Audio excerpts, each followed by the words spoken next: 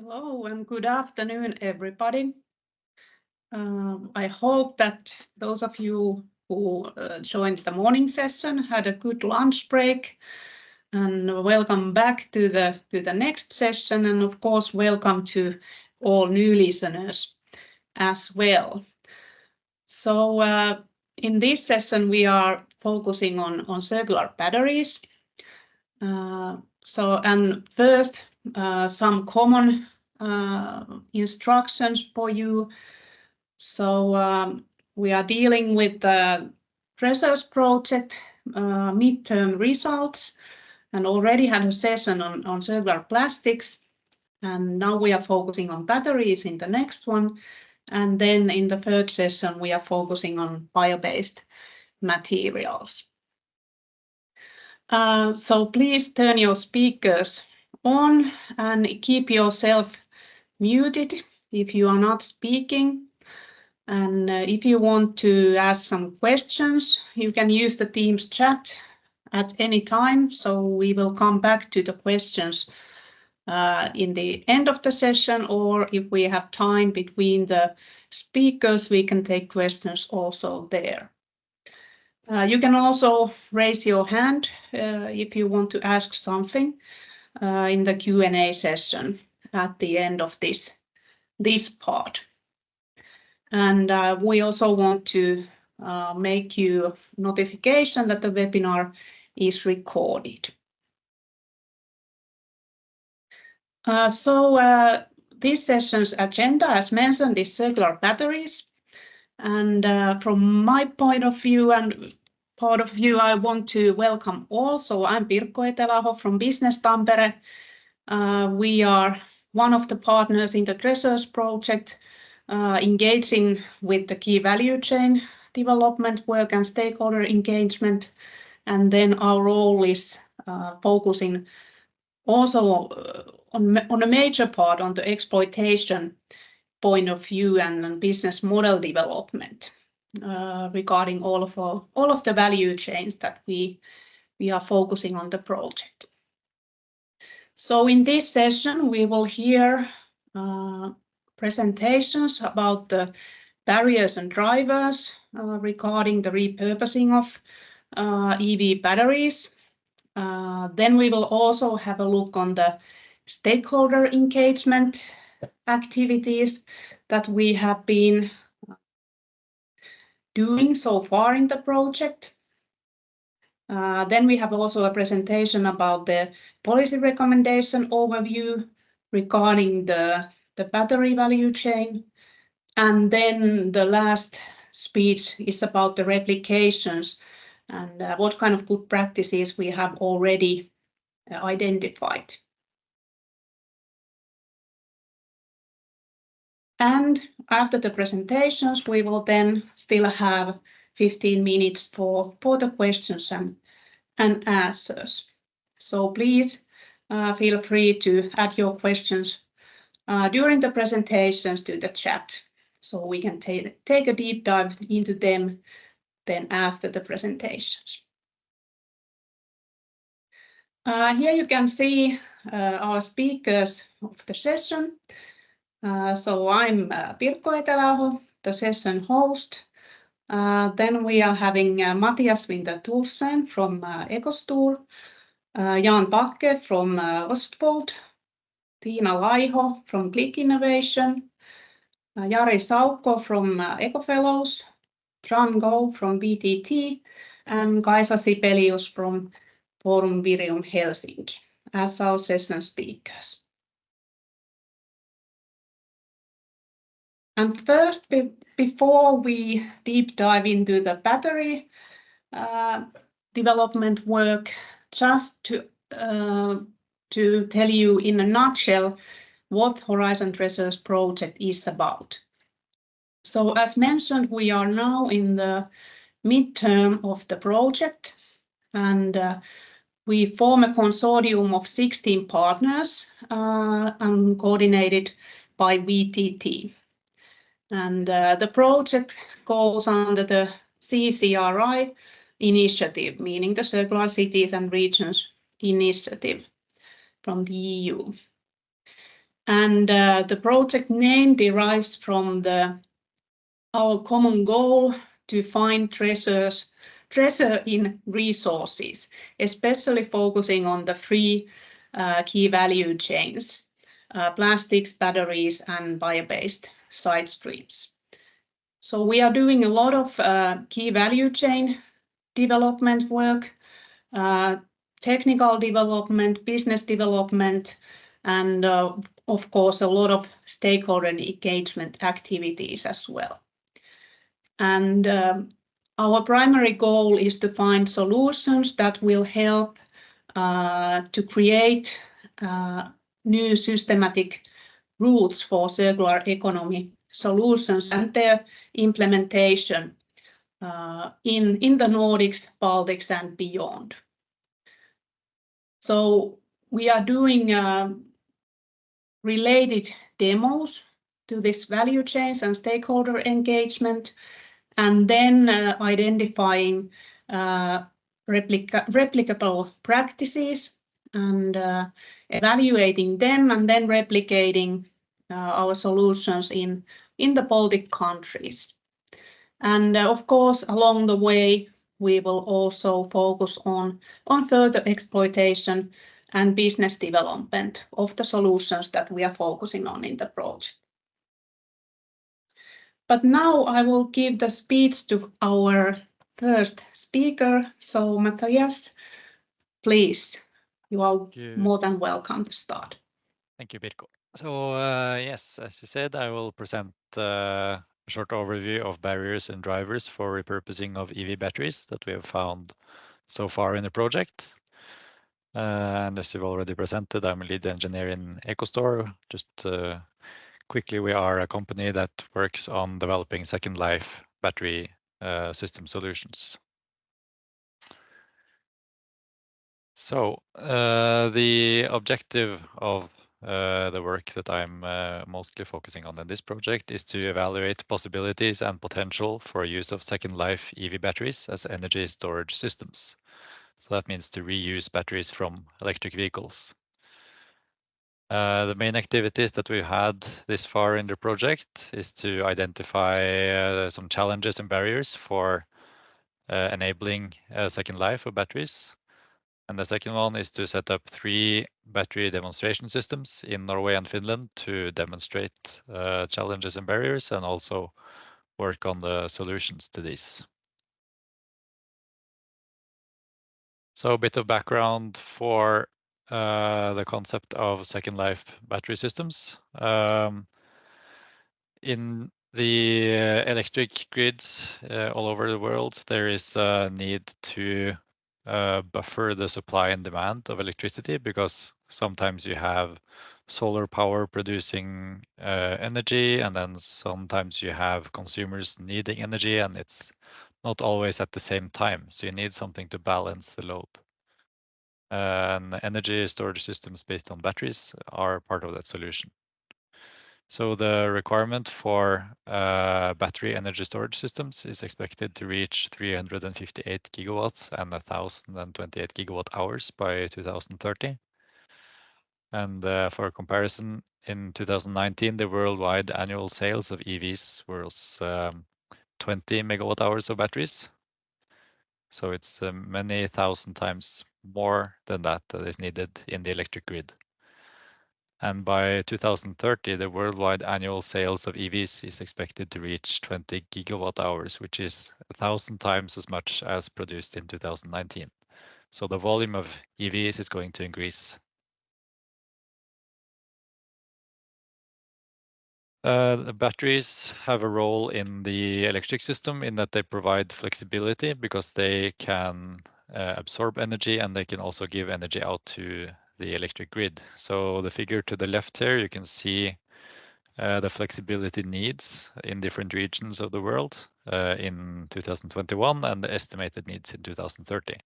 So what we see is that the flexibility needs increase significantly, and parts of that needs to be covered by batteries.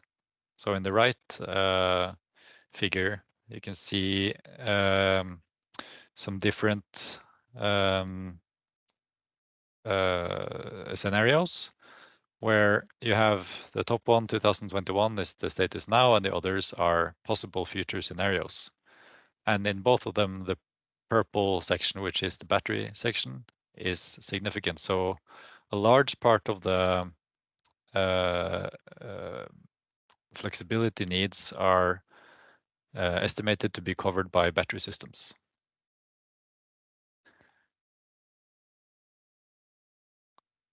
So how does the EV battery value chain work? It's quite a complex value chain, but if you look at the large circle in this figure, it's the normal, you take in raw materials, you produce batteries, you produce the vehicle, you use it in the electric vehicle, and then you can recycle a lot of the material and it goes back into producing new cars. But you also have other smaller circles within this. You have the repair, refurbish, remanufacture, where you reuse parts of an EV or extend the life of it. And then you have the repurpose circle down in the bottom, where you take the batteries out of EVs and you use them in completely different applications to give them a longer life before they go back to recycling. So if you look at the figure to the left, you have the different levels of circularity. So at the bottom, you have recovery, where you burn your resources and then you extract some minerals. Above that, a bit better is recycling, where you maybe you grind the batteries and you obtain quite a lot of the raw materials, which can be used for new production. And then above this, which is even better in terms of circularity, you have repurposing, which is reusing the product as a product, but in a different application. And then the top is where you reuse the product somehow in the same application that requires less resources. So it's even better in terms of circularity. But of course, at the end of the first life for the vehicle, generally the battery capacity is so low that it's not usable in EVs anymore. So it can be repurposed to less demanding applications.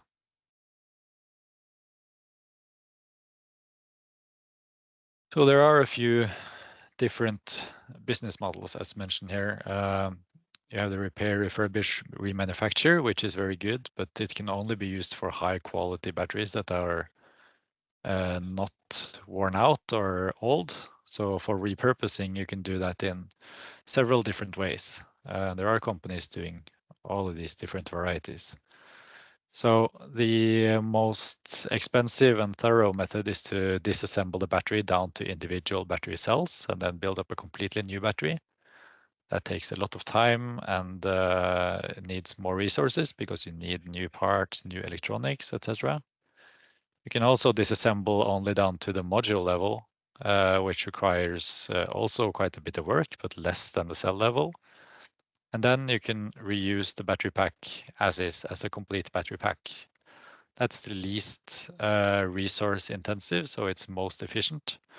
But of course, if there is a single cell failure in the pack, you cannot reuse the pack. So there is a higher risk that there will be more scrap, but the cost will be a lot lower. And then, of course, there is the recycling where you use the materials in new product. So the table down on the right is an estimate of the cost between these different methods of repurposing, where you can see that the time spent on the battery pack reuse, where you use the whole pack, is quite a lot lower than when you disassemble to the cell level. And also the cost per kilowatt hour is significantly lower.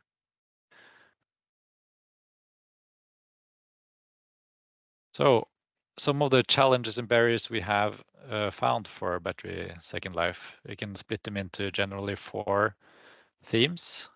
And the issues here generally lead to higher costs that can be mitigated by solving these challenges. So first we have the technical challenges. That could be, for example, a battery degradation knowledge so that we can accurately and quickly estimate the remaining lifetime and the quality of the batteries. We have regulation and legislation, for example, covering repurposing, access to BMS data or recycling. You have eco-design, where you have laws to design the EVs in such a way that it can be easily reused or repurposed. And you have safety and reliability, that you need the batteries to be safe and reliable also after their first life. So starting with regulation and legislations, we have identified some challenges. So the challenge number one is there is a lack of regulatory environment, lack of testing and safety standards for repurposing electric vehicle batteries.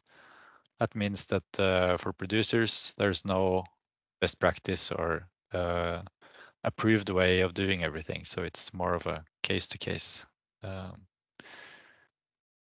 thing. Yeah. So challenge number two is that the upcoming EU battery directive favors battery recycling of materials above lifetime extending circular activities.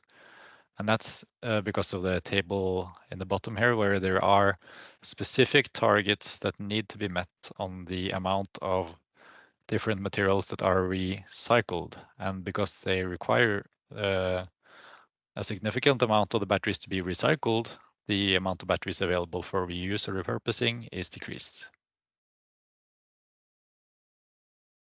Challenge number three is that the historical data on the battery management system in the battery pack is not accessible for other actors than the original manufacturer. That makes it harder to know the history of the battery. Challenge number four, the batteries have a vast range of different cell chemistries, cell form factors, battery pack designs, and there's new developments ongoing all the time.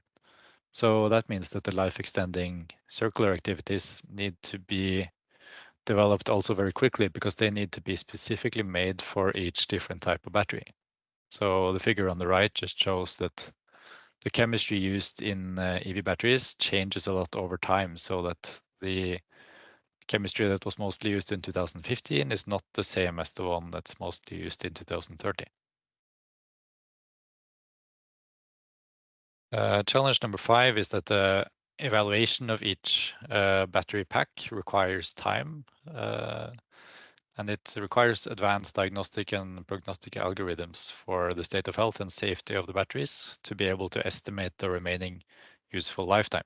And if you cannot quickly assess the quality of a battery, then you have to spend a lot of time and resources, and maybe it's not even possible to have an accurate estimation of remaining lifetime at all. So then you have a product with unknown quality that needs to be overcome. Then on eco-design, there is an eco-design directive that's been implemented in the EU to improve the general energy efficiency in product design. And the eco-design for a sustainable product regulation has been proposed to include EV batteries. They will require some specific environmental impact of different products, and the goal is to make the product more environmentally friendly, such as by making it easier to reuse, repurpose, or also to recycle. So there are some possibilities and challenges within the eco-design. For disassembly, currently it's done manually because there's so much variation between the different pack designs, and also assembly methods. There is a lot of glue and welding, for example, which is not easy to disassemble. Some standardization in the battery cell and battery pack design is necessary to make eco-design a reality, because otherwise you still need a lot of manual work, and that's very costly.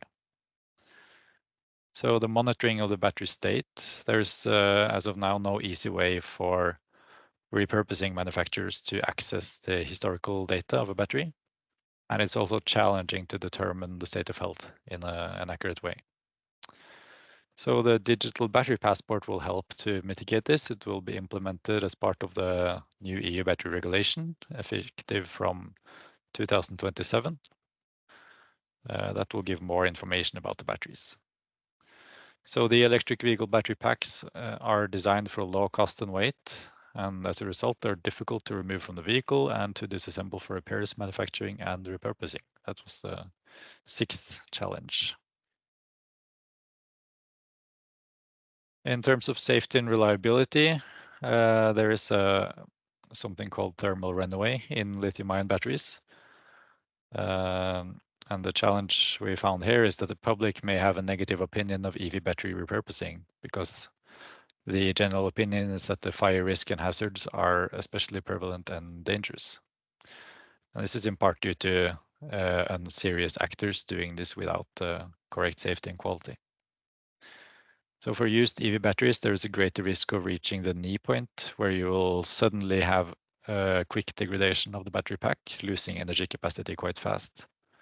So the challenge there is that the reliability of second life battery energy storage system is a concern due to the potential for this sudden loss, because then you have less overview of the future capacity of your battery. And then more in terms of safety and reliability, in the logistics phase, there are several regulations restricting and controlling the transport of lithium-ion batteries. And there are especially challenges related to transporting damaged batteries.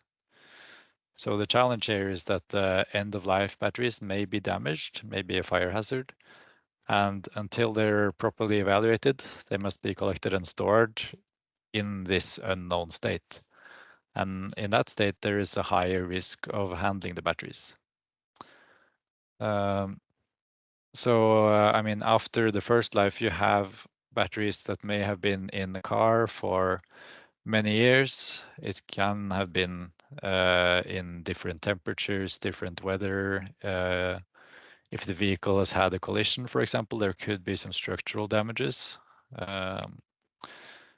And of course, the battery can have some internal failures that have not been informed to the end user at this point. So until the battery has had the proper diagnosis, it's a bit unknown. And because it's unknown, it needs to be transported as if it is dangerous. So to kind of mitigate the challenge number 9, it would be possible to, I mean, the documentation and information needs to follow the battery throughout the lifetime. So from its life in the electric vehicle, you need to know that it's not been exposed to something that could damage the battery, and you need to know that it's been handled after being removed from the vehicle in a way that ensures the safety. And then, of course, testing it quite early is important so that you don't ship the battery back and forth until you have it tested, because then you have very expensive transport during that process. And then in the user phase, there are no standards or recommended best practices for how to make a battery room as of today. There are no standards or templates for safety assessment of battery energy storage systems in buildings. So the challenge number 10 here is that there is insufficient knowledge regarding design requirements for battery rooms, including construction materials, fire extinguishing systems, ventilation, size of the room, access, and location in the building.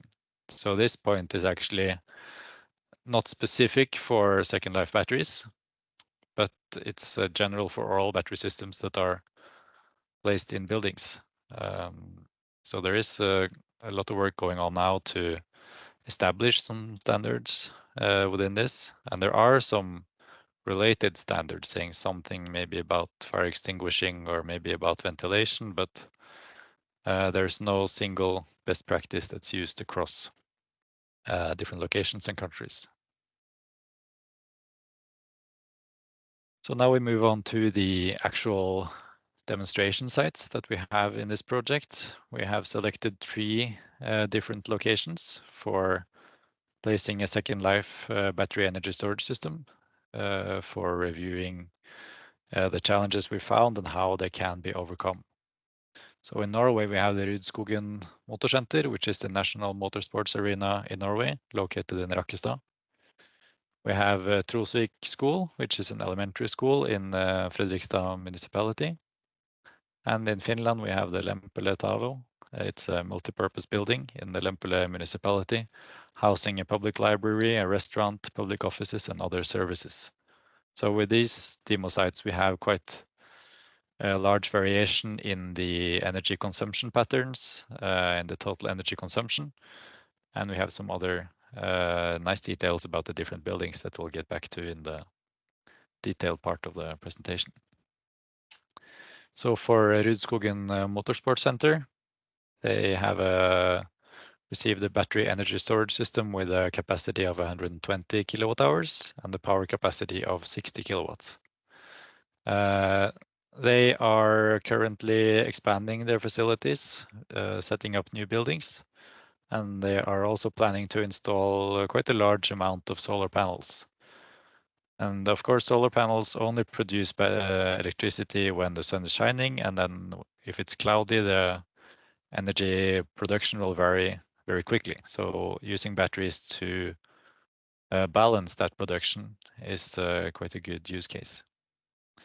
So the primary use of these batteries will be to do peak shaving, which means to level the load that the facility has on the grid. So if it's using a lot of energy, the batteries will provide some of that energy. If the facility is producing a lot of energy, for example, or using very little, then the batteries can recharge. The battery system will also provide some grid support or frequency services to the electric grid, and that helps to mitigate the variation in energy production in other parts of the country because the grid is all interconnected. So if you have little production in one part of the electric grid, then you can help to mitigate that also in other parts of the grid. And then, of course, after the solar panels have been installed here, the batteries will also store that extra energy and use that within the facility rather than just selling that energy.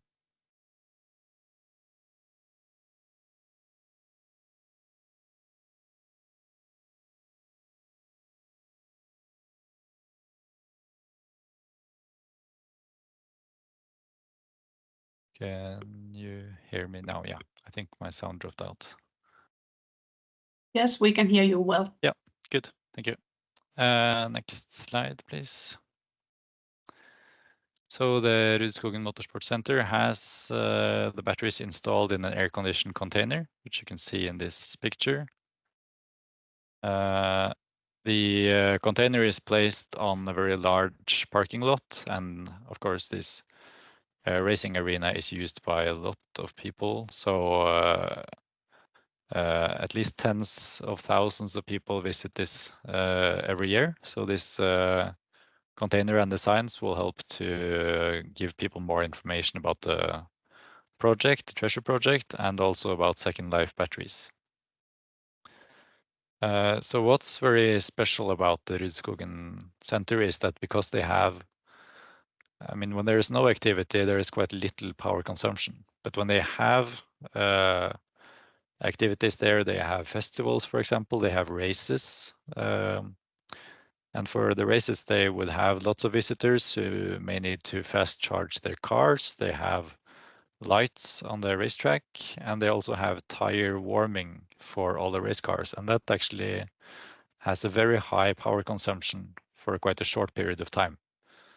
That's a very good use case for batteries because they can help to balance this large variation in energy consumption. And because the average energy consumption is not that high, then the batteries can actually balance out a very large portion of that extra power consumption. So that's part of the reason why this case is very interesting. And then for Trosvik School, they have a slightly smaller system. It's 80 kilowatt hours with 40 kilowatt power. They already have solar power on the roof with a maximum power of 44 kilowatts, sorry. And here the primary use of the batteries is actually then to store this energy from the solar panels and then use that within the school.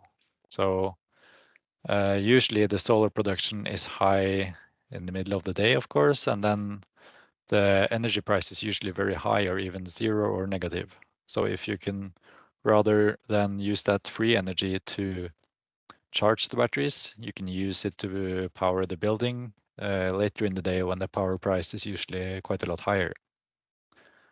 The batteries will also provide some general peak shaving to reduce the maximum power consumption of the buildings, and also some grid support as for the Rudskogen case.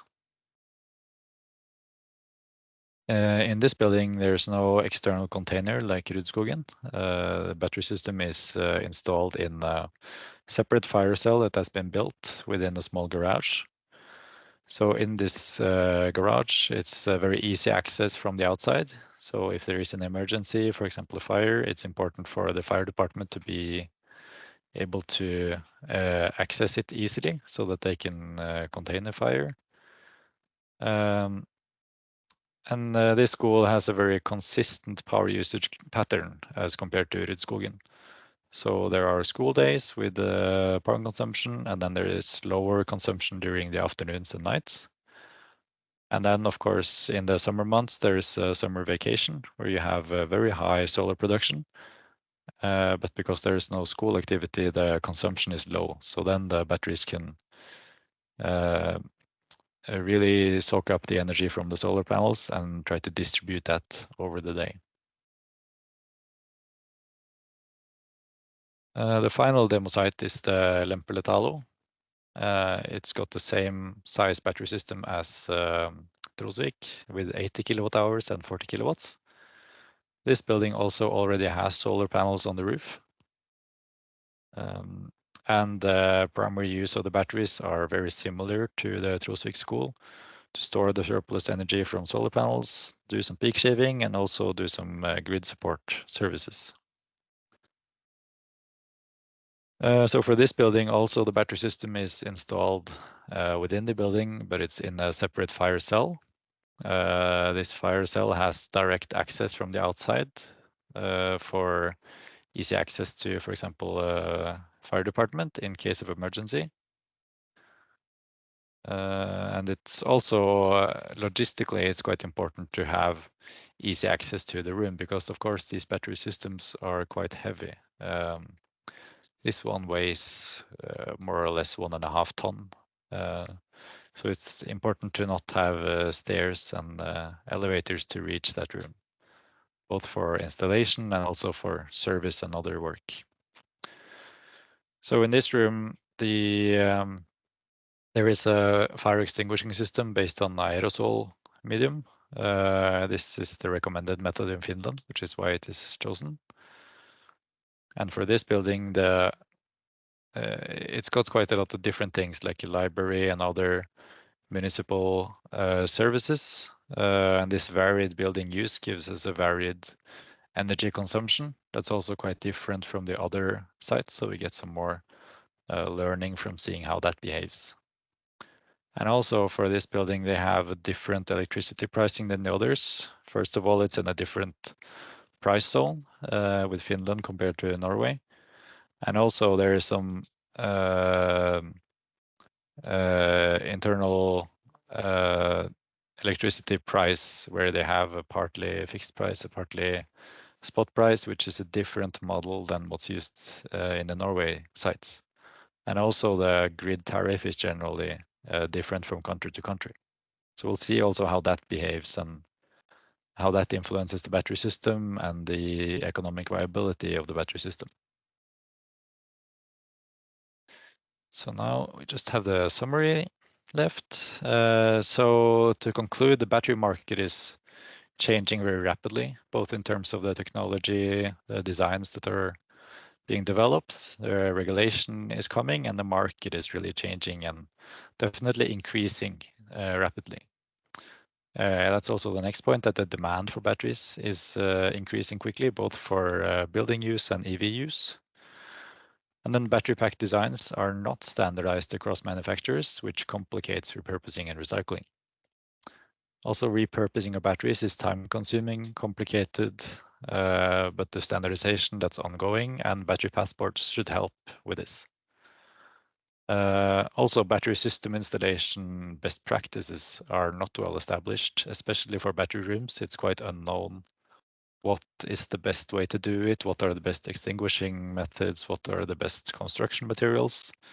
So it's quite hard to simply and quickly deploy battery systems as of today.